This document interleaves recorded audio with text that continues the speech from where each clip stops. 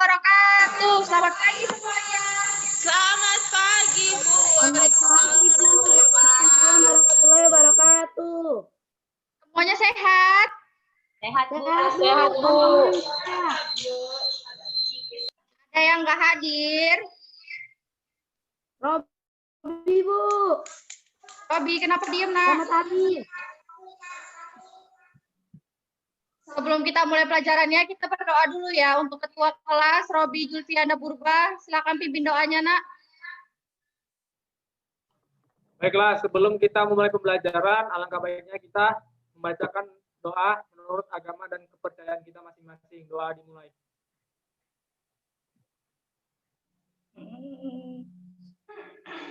Doa selesai. Oke.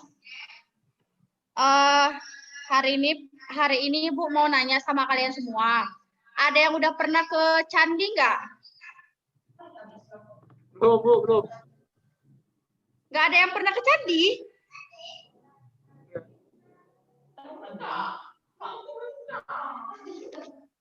Belum pernah, Bu. Mahal ongkosnya. Oh, oke. Sebelumnya, bentar ya. Masa nggak ada yang pernah ke candi satupun orang nggak ada yang pernah? Nggak pernah, Bu. Nggak pernah, Ibu. Pada hari ini Bu bahas Candi di tentang Jawa, Bu. peninggalan sejarah nasional pada masa Hindu, Buddha, dan Islam yang ada di Indonesia kita. Nenek moyang kita yang telah memiliki peradaban yang tinggi. Hal ini terbukti dari peninggalan sejarah yang masih dapat kita temukan. Peninggalan-peninggalan ini dapat kita lihat dari berbagai bidang, misalnya pertanian, pelayaran, perekonomian, dan penguasa ilmu pengetahuan dan teknologi. Nah, pengaruh Hindu Buddha diperkenalkan tidak melalui kekerasan dan penaklukan, melainkan dengan mengembangkan kebudayaan dan kesenian. Selain itu juga, dengan penyebaran agama Islam, kita dapat mengenali ciri khas kerajaan-kerajaan Hindu, Buddha, dan Islam dari peninggalan sejarahnya. Selanjutnya kita akan mempelajari sebagian dari antaranya, oke? Yang pertama, peninggalan sejarah bercorak Hindu, yaitu ada prasasti, kerajaan Tarumanegara dan peninggalannya, yaitu yang pertama ada peninggalan sejarah bercorak Hindu. Pada awal abad Masehi, para pedagang India telah mendatangi berbagai daerah di Nusantara ini. Tujuan pertama mereka adalah untuk berdagang. Namun, di samping itu mereka juga menyebarkan agama Hindu-Buddha. Perkembangan dan pengaruh peninggalan sejarah berupa Candi Pura dan Yupa. Peninggalan bercorak Hindu yaitu berupa prasasti, candi, arca, karya seni, tradisi perayaan agama, dan adat istiadat.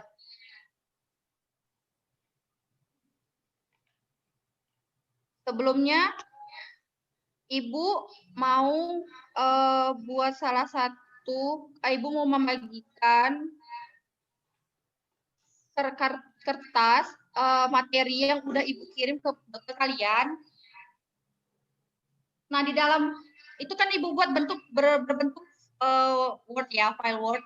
Nanti kalian buka. Nah, itu ada di dalam itu ada kata-kata kunci yang berisi tentang kerajaan-kerajaan. Nah, Ibu mau setelah ini kita buka buku dulu di bab 1 subbab A ya, yang tentang kerajaan Hindu dan peninggalannya di Indonesia. Nah, habis itu udah ini nih Bu kirim ya file Word-nya di grup kita ya, Nak. Nah, habis itu coba kalian buka satu persatu. Nah, coba siapa yang udah melihat materi yang Ibu kirim? Ini. Ya. Nah, Kerajaan Kutai, Kerajaan sejarah singkat kerajaan bercorak Hindu di Indonesia itu? Ya. Nah, udah pada dilihat kan? Udah, Bu. Ada loh. Udah? Udah pada dilihat kan, Nak? Ada kata-kata kunci kerajaan kan? Nah, Ibu mau kalian cari tahu dulu tentang kerajaan-kerajaan itu di buku bab 1. Setelah itu, kalian coba jelaskan sejarah singkat tentang kata kunci yang ada di file yang Ibu kirim itu.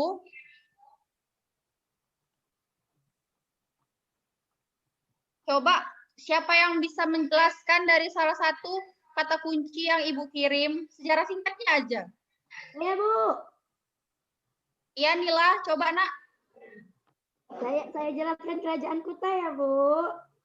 Ya, Kerajaan Kutai.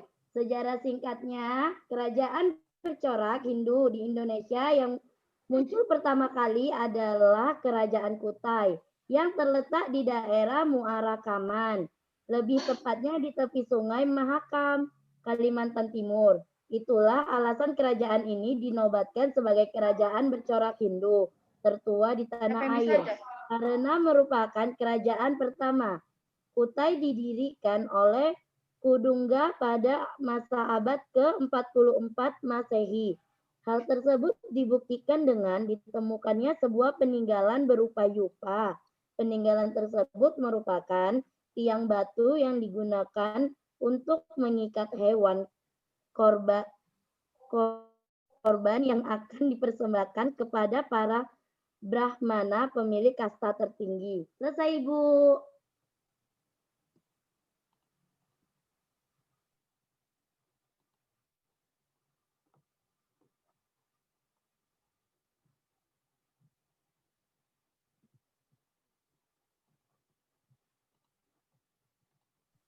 Maaf, Ibu, suaranya Udah, nggak Nak. kedengaran. Sebentar ya, ada yang mau Ibu tunjukkan sama kalian.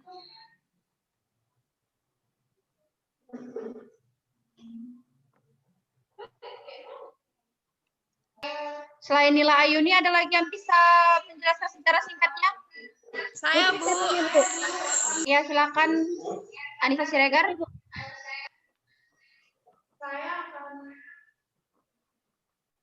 Dengar.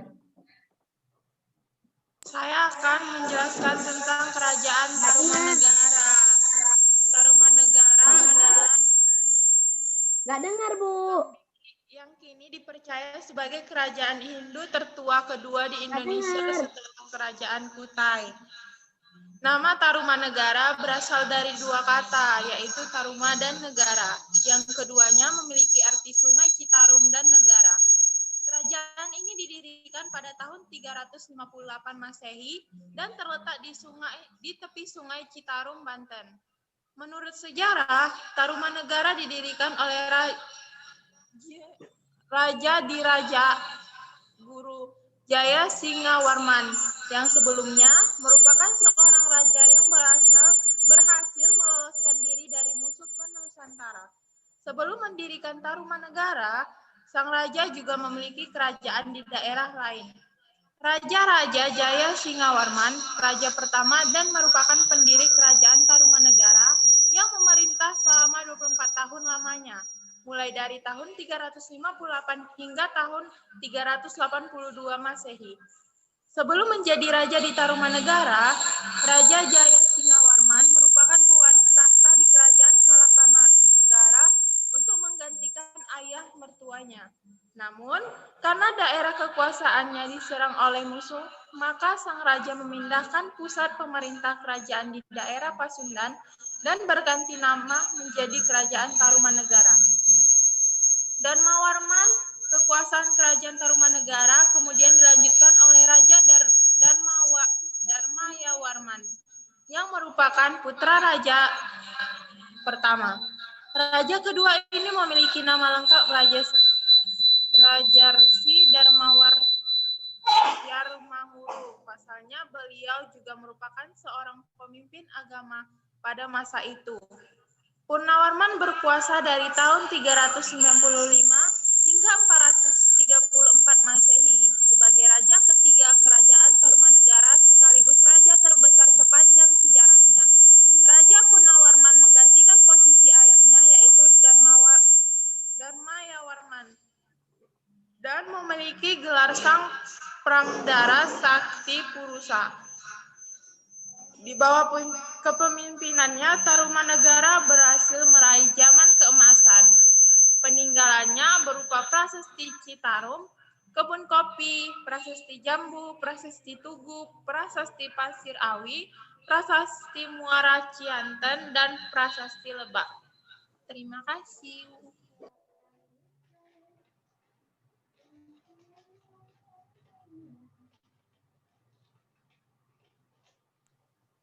Oke, baik. Makasih untuk Anissa Siregar dan Nila Ayuni. Kita kasih apresiasinya, tepuk tangan dulu, Nak. Oke. Nah, sebelumnya ini Ibu kasih tahu tentang peninggalan-peninggalan sejarah ya yang ada di Indonesia. Nah, contohnya ini Kerajaan Kutai dan peninggalannya. Ada yang nampak kan? Ada? Tidak ada, Bu.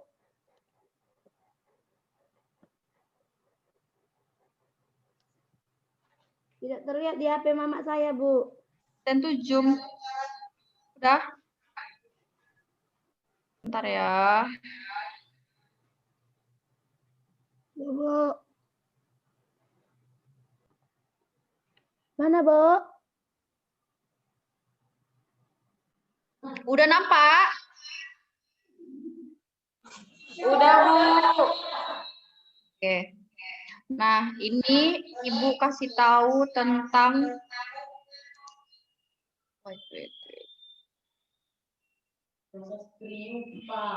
Nah, ini berbagai sejarah tentang peninggalan-peninggalan yang ada di Indonesia. Contohnya ini Kerajaan Kutai dan peninggalannya ya itu berupa Prasasti Yupa yang ada di Kalimantan Timur, terletak di tepi Sungai Mahakam. Dengan Bu. Ya. Nah, oke, ini Ibu kasih tunjuk. Udah nampak, Nak? Nampak? Belum, Bu. Udah. Nampak, Bu. Udah. Nah, ini Kerajaan Kutai, ini adalah salah satu peninggalan yang ada di Indonesia. Kerajaan Kutai dan peninggalannya. Nah, ini kerajaan tertua di Indonesia. Kerajaan ini berdiri tahun 400 Masehi.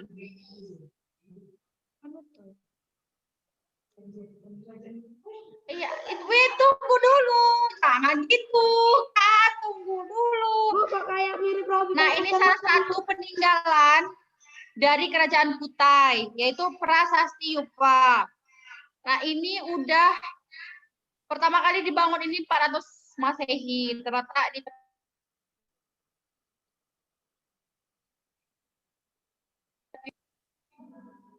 Bu, mohon maaf, hilang suaranya.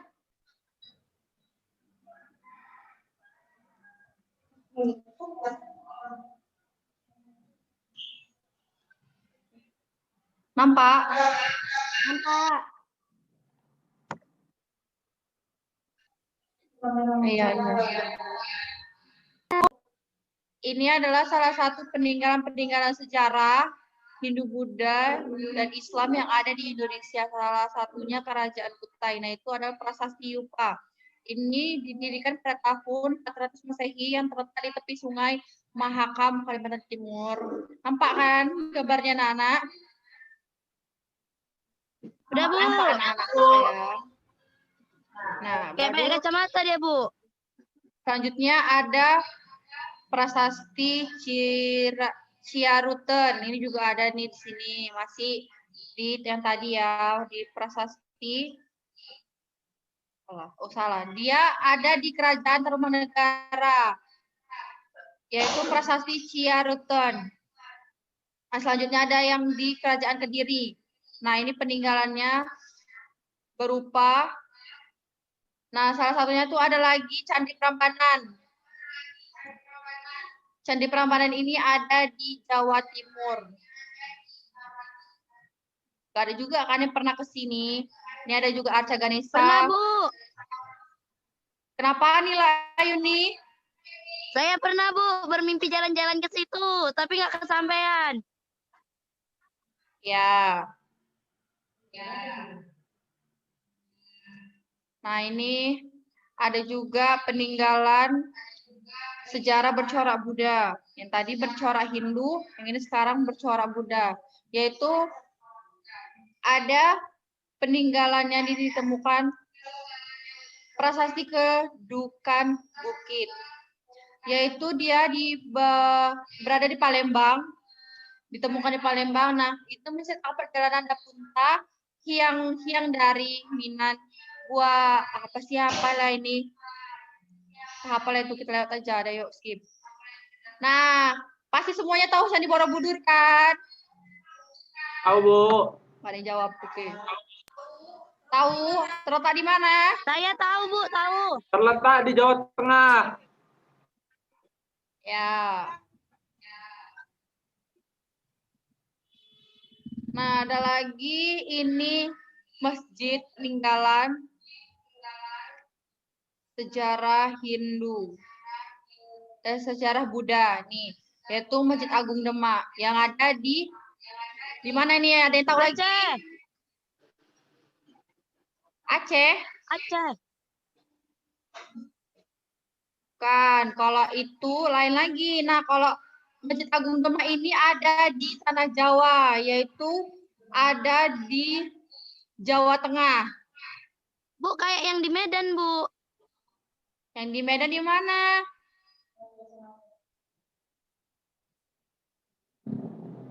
Nah, ini ada juga Keraton Jogja, terletaknya di Jogja ya, pastinya sebagai pusat pemerintahan. Ini sangat terkenal di ibu kota Yogyakarta.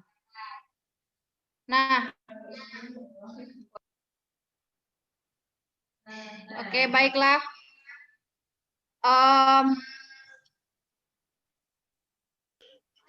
Nah, Aku ada juga lagi yang ada mau nanya-nanya sama Ibu, ada yang mau bertanya enggak?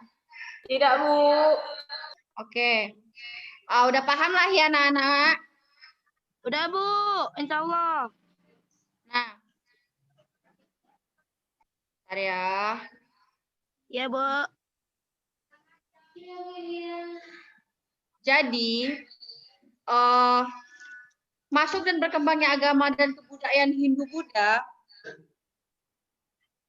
dari India ke Indonesia terjadi karena adanya hubungan antara bangsa Indonesia, India, dan bangsa-bangsa lainnya di kawasan Asia Selatan, Timur, dan Tenggara.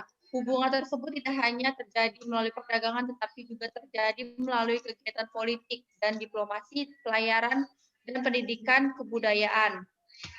Melalui lalu lintas tersebut, terjadi pertukaran barang, pengalaman, kebudayaan Hindu dan Buddha. Setiap kerajaan dipimpin oleh seorang raja yang memiliki keturunan masing-masing, yaitu kerajaan-kerajaan antara lain Kerajaan Kutai yang tadi sudah disebut sama Nila, Kerajaan Tarumanegara, Kerajaan Sriwijaya, Mataram kuno, Kerajaan Singosari, Kerajaan Majapahit. Nah, Islam sendiri datang ke Indonesia ketika pengaruh Hindu dan Buddha masih sangat kuat. Kala itu Majapahit masih menguasai sebagian besar wilayah yang kini masuk wilayah Indonesia.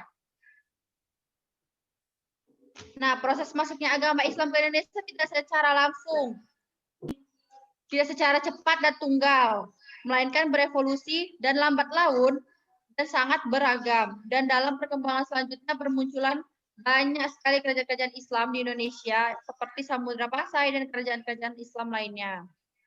Nah, selanjutnya Ibu nge-share di grup WA ya untuk tugas kita selanjutnya. Udah Ibu tugas, udah ada yang menerima tugasnya anak-anak. Yang mana, Bu? Enggak, itu udah kesimpulan. Udah ada Ibu share kan? Jawab iya aja apa sih? Udah, Bu. Udah, Bu. Iya, udah, Bu. Kakak Udah ya? Udah, Bu. Nah, udah paham kan dengan sejarah peninggalan-peninggalan yang ada di Indonesia? Udah, Bu. Udah, Bu. Udah, Bu. Nah, udah Ibu kirim soal evaluasi untuk tugas selanjutnya. Udah, Bu. Nah, untuk pelajaran hari ini sekian dulu. Untuk Robi Zulfianda Purba, silakan memimpin doa Nak untuk kita tutup kegiatan hari ini, Nak. Baiklah, sebelum kita mengakhiri pembelajaran, alangkah baiknya kita membaca doa menurut agama dan kepercayaan kita. Doa dimulai.